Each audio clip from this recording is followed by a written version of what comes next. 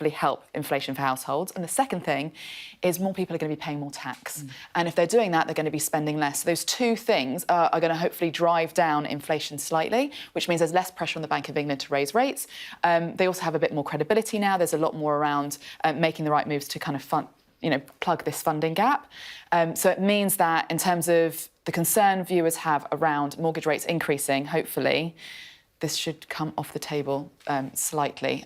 We could see a couple more raises, but not as far as we thought previously. Well, I think you've actually answered question number 2, which is from David saying, will anything encourage the Bank of England to keep interest rates as they are? So I think... OK, well, the other thing I could say about that as well is we were talking about raising interest rates and talking about inflation, but the other part of the equation is about we're now falling into a recession. So what we have heard today is that, that's become official. And what the Bank of England doesn't want to do is if they keep raising interest rates, then they could stifle growth and they could prolong a recession. Or the worst thing is we could go into stagflation. Let me explain, because it's an awful term. It just means that you've got high inflation, but you've also got high unemployment. And so the Bank of England can't really do what it can to try and solve it. So actually, from what we heard today, that should really put a bit more of a limit on what the Bank of England does. Well, a bit of good news, potentially, for people worried about that interest rate rise. Question 3 is about pensioners. Richard Power has asked, I'm a pensioner, what happens to me?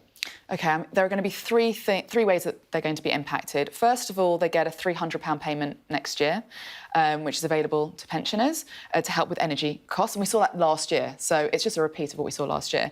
The second thing is that the state pension is set to rise by over 10%, so 10.1%, which, of course, is good news. But the third thing is that dividends, the personal allowance, the amount of dividends that you could earn before you started to be charged tax is going to be halved. And the reason that's important for pensioners is some pensioners do earn through their pension dividends, and things like that could really affect the amount of tax that they pay.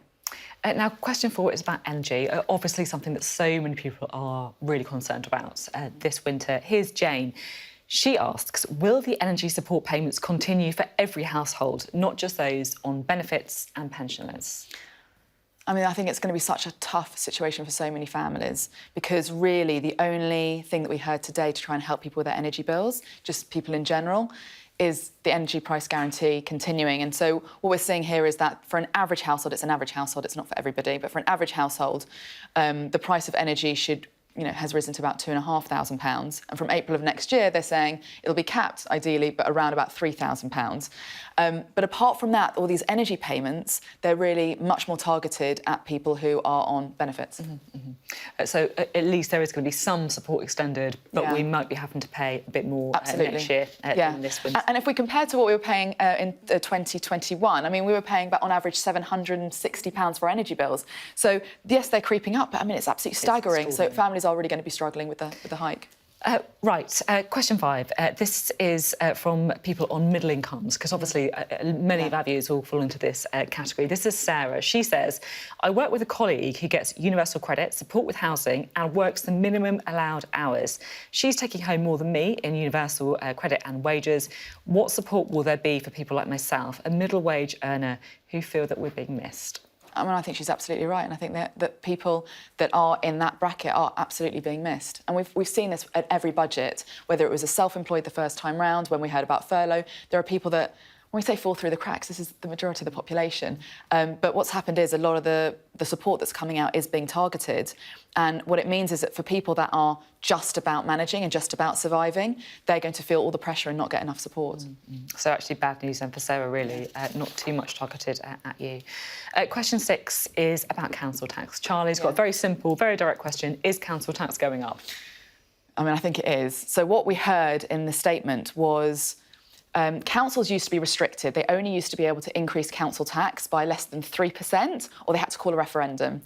And what we heard today, and it was very sly, but local authorities are now being given the ability to raise council tax by the amount they need to cover their costs, which means that, again, if you hear in the news, it's likely that council tax is going to exceed £2,000 a year for millions of families around the UK. And that really is going to impact an awful lot of people, isn't it? Certainly is. Students next. Question 7. Here's Grace. How will the statement affect full-time university students? I mean, it's a great question, and obviously, a lot's come out today. Everybody needs to kind of wade through it. Nothing specific, explicit, came out, but I think what was interesting is potentially for her is around the jobs market. There was a lot of news around investing in innovation, R&D, and especially in nuclear and renewable, and we do have to find a way to become a bit more energy independent. So it's less direct support or impact as a student, but potentially just being aware of the type of jobs that are going to be on the marketplace in future might be something to be aware of. Yes, certainly. Well, if you're a university student, that's what it's all about, right? You would hope, anyway. Let's have a look at the next question, shall we? This is question number 8, and it's about benefits. Neil asks, what does the autumn statement mean to disabled people who are on benefits? So specifically for people that are getting disability benefits, and obviously they have to meet that criteria for it to be able to be paid as easily as possible, they're due a payment of £150 next year. So that would be good news.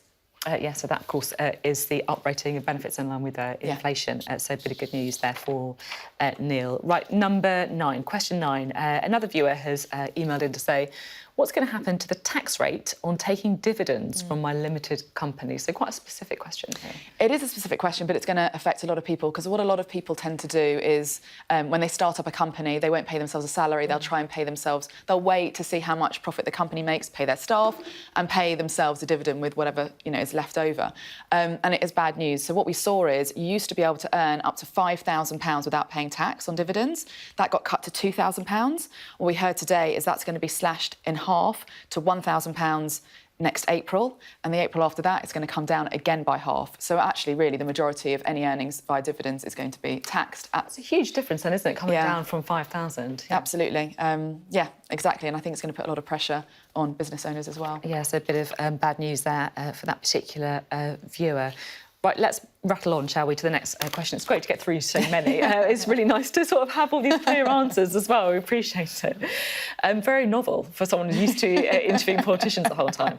Right, question 10. Morris has this to say. My state pension is going to rise by 10.1%, but that means my personal tax allowance will reduce by the same amount. So my private pensions will attract more tax, so I'm worse off each month. I believe this is a form of stealth tax. Am I correct? And this is a really good question, because I think this is the key issue. If we talked about one issue from the autumn statement, it's all about stealth taxes, which really, just to explain it, it's a way where new taxes are introduced, or in this case, people are paying more tax, and they don't realise it.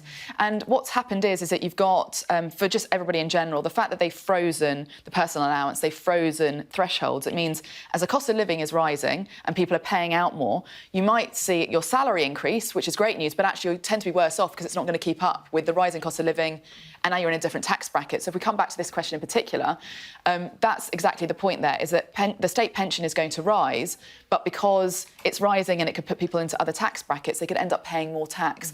And where people get penalised the most is when they just do that little jump. If you're far up, above it, or far below it, it's a little bit more gradual. But people that are jumping and changing tax brackets, it can really have a big effect. Yeah. So it is something to, I think, watch out for. Yeah, so Morris has definitely spotted something there when he's had a look at the impact on himself. Another question about pensions, question 11. Will pensioners on pension credit get the £900 cost of living payment as well as the £300 to pensioner households? I don't think so, because the £900, again, what we heard today is going to be given to people that are on universal credit and means-tested universal credit. So it's really, again, if they qualify for that, then the answer would be yes. But in terms of for pensioners specifically, that was the £300 payment and not the £900. OK, thanks for clarifying. Question 12, and this is about the housing market. Lots of questions, I'm sure, lots of concern about what's happening with the property market. Bonnie says, my partner and I are really struggling to get on the property ladder. We both work full-time, but we can't afford a mortgage. Are the government doing anything to help those that work get on the property ladder? What they announced was there's no change. So there were some cuts to stamp duty that were announced, and they're going to be extended. So in that respect, again, the government always talk about there's a saving. It's not a saving, it's the fact that there's not going to be an increase. Whatever we heard is going to be extended. So a cut to stamp duty obviously then lowers the cost to be able to get onto the property ladder. But in terms of initiatives we've heard previously around, special payments or anything like that, we haven't, heard any announcements yet.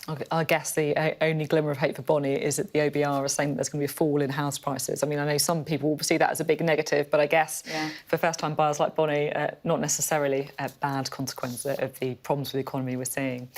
Jack Davis, let's go to question 13 now. He's saying, as someone who's on £25,000 a year, how does this affect me? Am I going to be paying more tax? Well, see, the people that are going to be paying more tax are the ones that are going to be getting pay rises. So he's actually not going to feel any effect, apart from the fact that obviously the cost of living is continuing to rise.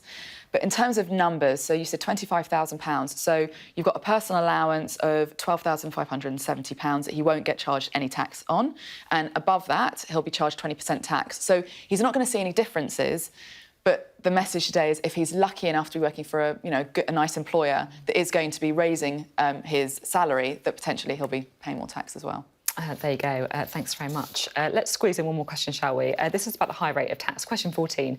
One of our viewers asking, when will the 45% tax threshold change down to £125,140? When is that going to come into effect? It's a great question, a good, easy answer, but I can just... it's going to come in April. And so what tends to happen when new measures are brought out, unless they specifically say it's immediate, which is very, very rare, it usually comes in for the next tax year, and the next tax year starts on the 6th of April next year. So expect it there. What a pleasure to get so many clear answers to questions on the programme, and thanks for talking us through so many things that we know that our viewers are concerned about. Thank you. Well, we can return to Central Lobby now, and our political correspondent Ali Fortescue is there. Ali, it feels like we're all just digesting the autumn statement. We've been getting lots of takes from all sorts of different people on the programme, so I'm interested to know what stood out to you from what Jeremy Hunt had to say. Well, Sophie, I think what's going to be fascinating is the response from Tory MPs. I was just outside the 1922 committee, not far from where I'm standing now, as Jeremy Hunt, the Chancellor, went in to meet his backbenchers. We've seen in the past just how powerful backbenchers can be, and we've seen the impact they've had on the last two Prime Ministers. And I have to say, it wasn't a particularly packed House. There were plenty of people that I suppose have gone back to their constituencies already. I was speaking to a couple of MPs on their way in, two Northern MPs, and both of them said, look, they're going to wait to see, to digest, as you put it, the autumn statement, wait to see what all of this means for their constituents. I think there were a couple of them that did have concerns around things like fuel duty, and the word growth comes up a lot. Does this government have a plan for growth? Will growth be stifled by tax rises? And of course, the pendulum has swung so far since Liz Truss's budget. Let's talk to Anthony Mangal. He's an MP